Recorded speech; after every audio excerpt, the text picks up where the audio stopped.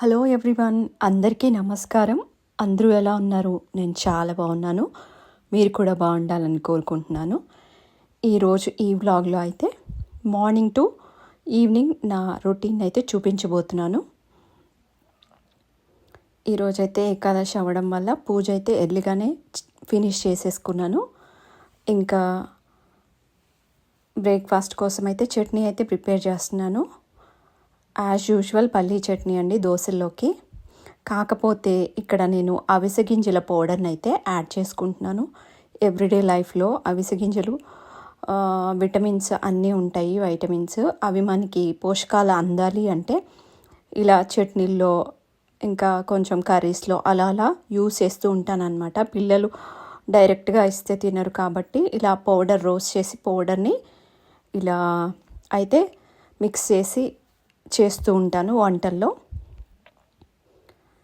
ఇదైతే నా పూజ రూమ్. పూజ కంప్లీట్ అయిపోయింది. ఫాస్టింగ్ ఏం లేనండి ఇవాళ.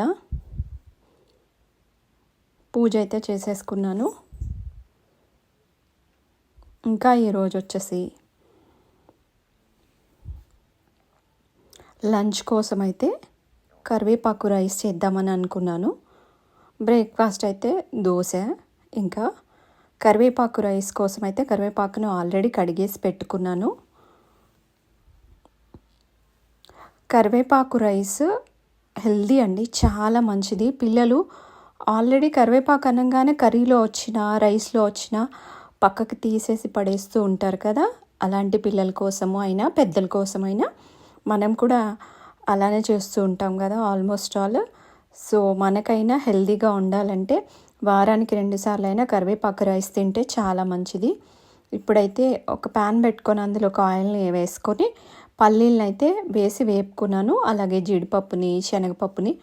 నేను రైస్ ఐటమ్స్లో కొంచెం శనగపప్పు ఎక్కువగానే యూజ్ చేస్తానండి.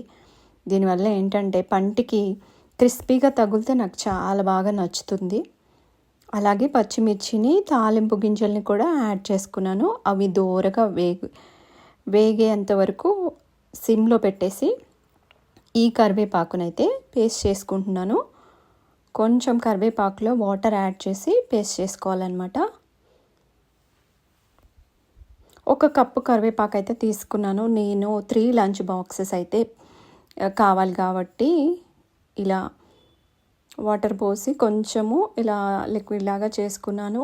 ఇది ఇందులో ఈ తాలింపులో అయితే యాడ్ చేసుకున్నాను. ఎంతవరకు కుక్ చేయాలంటే ఇలా అయిపోయి కరివేపాకు కలర్ చేంజ్ అయ్యి ఆయిల్ ఫ్లోట్ అవ్వాలి, అంతవరకు కుక్ చేసుకోవాలి. సిమ్లో పెట్టేస్తే సరిపోతుంది. ఆయిల్ వచ్చేస్తుంది బయటికి. అప్పుడు కరివేపాకు వేగింది, పచ్చివాసన లేకుండా వేగింది అని అర్థం. ఇప్పుడైతే దోసపిండి అయితే తీసుకుంటున్నాను. మార్నింగ్ కాబట్టి మల్టీ టాస్కింగ్ చేయాలి కాబట్టి ఒక స్టవ్ మీద దోశలు చేయాల్సింది, ఇంకా ఒక స్టవ్ పైన రైస్, ఇవన్నీ చేసేసుకోవాలి కదండి. అందుకని ఇప్పుడైతే ఇది చక్కగా వేగిపోయింది, పచ్చివాసన లేకుండా ఆయిల్ విడిచిపెట్టేస్తుంది. అప్పుడు వేగినట్టు అర్థం. ఇంకా ఇందులోకి పసుపుని యాడ్ చేసుకున్నాను. తర్వాత ఆల్రెడీ రైస్ కుక్ చేసుకొని చల్లార్చుకొని పక్కన ఉంచుకున్నాను. ఇప్పుడు రైస్ని కూడా యాడ్ చేసుకున్నానండి. ఇంకా చక్కగా మిక్స్ చేసుకోవాలి, అన్నీ బాగా కలిసేలా. సాల్ట్ కూడా యాడ్ చేస్తున్నాను. స్టవ్ దింపుకున్న తర్వాత నిమ్మకాయలు పిండుకోవాలి. ఒక 2-3 అయితే సరిపోతుంది నేను చేసిన రైస్కి. ఇంకా లంచ్ బ్రేక్ఫాస్ట్ అంతా ఫినిష్ అయిపోయింది. పిల్లలు కూడా స్కూల్కి వెళ్ళిపోయారు. నా పని అంతా అయిపోయింది. మొక్కలు కూడా ఎండలో పెట్టేస్తున్నాను. 11 అయితే అవుతుంది. ఎండ మాకు బ్యాక్ సైడ్ నుంచి అలా వస్తుంది. సో మొక్కలను అయితే నేను ఎండలో అలా డోర్ ఓపెన్ చేయగానే అలా పెట్టేస్తాను, కిచెన్ బ్యాక్ సైడ్ డోర్ దగ్గర. ఇంకా పని అయితే కంప్లీట్ అయిపోయింది. ఇంకా కొంచెం సేపు పడుకొని లెగిసాక పావుబాజీ చేయమని చెప్పారు కిడ్స్. పావుబాజీ బ్రెడ్ అయితే ఆర్డర్ పెట్టానండి. అది చూసి మా పాప అయితే చేయమని ఆర్డర్ చేసి మరీ వెళ్ళింది, అంటే ఆర్డర్ వేసి మరీ వెళ్ళింది. ఇప్పుడైతే పావుబాజీ కోసము ఆలు తీసుకొని ఇలా బాయిలింగ్కి అయితే పెట్టుకుంటున్నాను.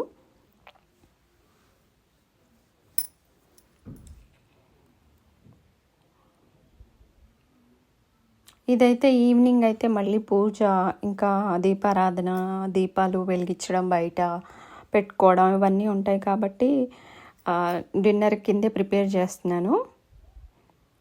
ఇప్పుడు ఆనియన్స్ అయితే ఒక 2 తీసుకొని వీటిని కూడా చాప్ చేసుకోవాలి. దీంట్లో అయితే 1 సెకండ్లో చాప్ అయిపోతుందండి. ఇది నాకు చాలా యూస్ఫుల్గా ఉంది. ఇంకా అంత కట్ చేసే పని లేకుండా ప్రీతి జుడియాకి జార్ అయితే చాలా బాగా వర్క్ అవుతుంది. ఇలా ఆనియన్స్ అయితే చిన్న చిన్న పీసెస్గా చాపింగ్ చేసుకున్నట్టయితే చేసేసుకున్నాను. అలాగే వీటిని ఒక బౌల్లోకి తీసుకుంటాను. మళ్ళీ ఈ జార్తో పని ఉంది. ఈ జార్లో మళ్ళీ టమాటోస్ అయితే మిక్సీ పట్టుకోవాలి.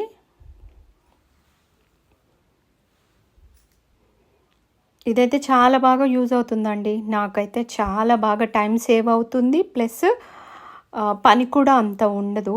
ఈజీగా వెజిటేబుల్స్ అన్నీ కట్ చేసుకోవచ్చు. అలాగే గోధుమ పిండి మిక్స్ చేసుకోవచ్చు. చపాతీల కోసం కానీ పూరీల కోసం కానీ చాలా బాగా యూజ్ అవుతుంది. ఇప్పుడైతే టమాటోలను కూడా ఇలా పీసెస్గా అయితే చేసుకున్నాను. వీటిని కూడా ఒక బౌల్లోకి తీసుకుంటాను.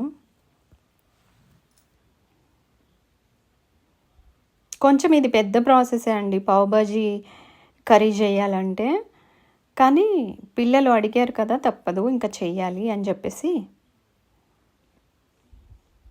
ఇప్పుడైతే పొటాటోస్ కూడా కుక్ అయిపోయాయి, చల్లబడిపోయాయి. ఇంకా వీటిలోకి హాట్ వాటర్ని అయితే తీసేసి చల్లటి వాటర్ పోసుకొని పక్కన ఉంచుకున్నాను.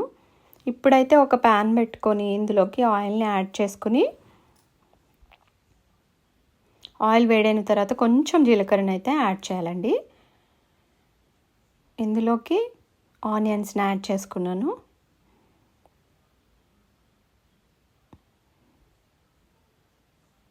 లో ఫ్లేమ్లో పెట్టేసి ఇలా ఆనియన్స్ మెత్తబడేంత వరకు కుక్ చేసుకోవాలి.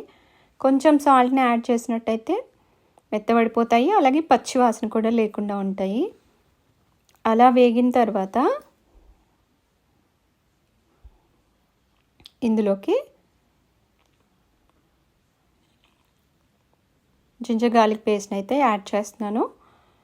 ఇది కూడా పచ్చివాసన పోయేంత వరకు 1 నిమిషం పాటు వేయించుకోవాలి. వేగిన తర్వాత టమాటోస్ని అయితే యాడ్ చేశాను. ఈ టమాటోలు కూడా చక్కగా వేగాలండి. వేగిన తర్వాత గ్రీన్ పీస్ని యాడ్ చేశాను. అలాగే పసుపుని,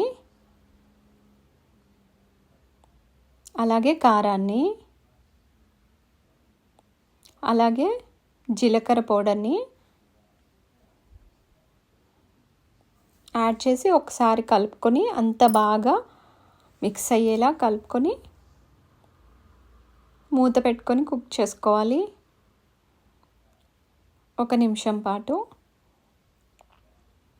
ఇప్పుడైతే ఈ పొటాటోని పొట్టు తీసేద్దాము.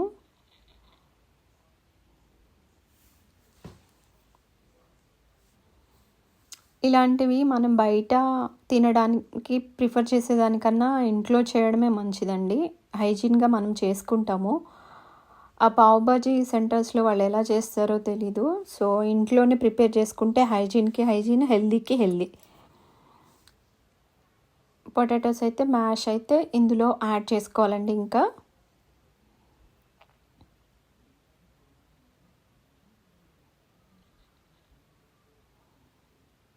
చక్కగా ఇలా చేసి పెడితే మా పిల్లలకైతే ఇలాంటి చిరుతిండ్లు అంటే చాలా ఇష్టం అండి. ఎందుకంటే బయట అయితే మేము అలౌ చేయము. అసలు కోవిడ్ స్టార్ట్ అయినప్పటి నుంచి పానీపూరి తినడం కానీ, పావుబాజీ తినడం కానీ, చాట్ తినడం కానీ కంప్లీట్గా అవాయిడ్ చేసేసానండి. అవన్నీ నేను ఇంట్లోనే చేస్తూ ఉంటాను. కొంచెం వీకెండ్స్ అలా టైం దొరికినప్పుడు చేస్తాను. ఇప్పుడు ఇందులోకి కొంచెం వాటర్ని యాడ్ చేసుకోవాలి.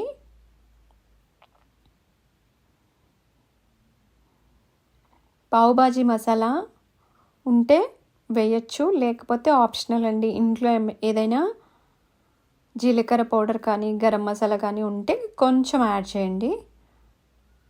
పావ్ భాజీ మసాలా ఉన్నట్టయితే టేస్ట్ ఇంకా బాగుంటుంది.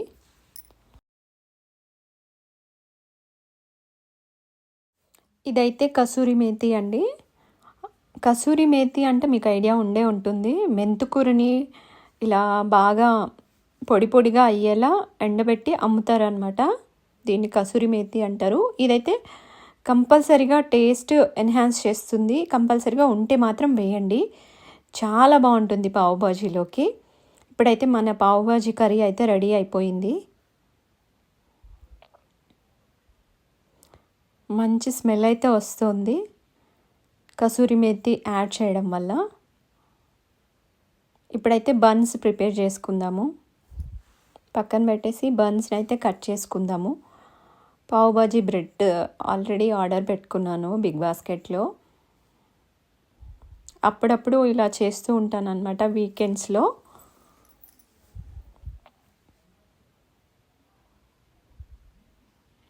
ఇంకా ఈ పూట డిన్నర్ ఇదే అండి.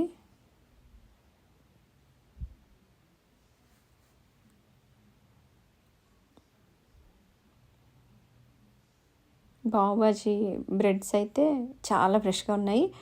కట్ చేసి ఫ్రై చేసుకోవడమే.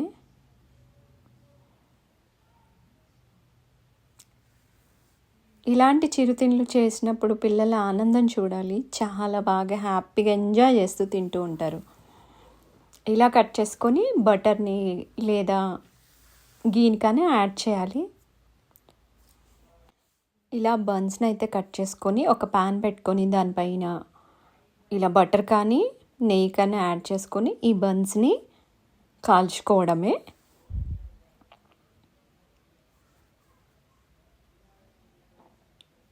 ఎక్కువసేపు ఉంచకుండా లో ఫ్లేమ్లో పెట్టి కలర్ చేంజ్ అవ్వగానే వెంటనే టర్న్ చేసుకోవాలండి, లేకపోతే మాడిపోతాయి.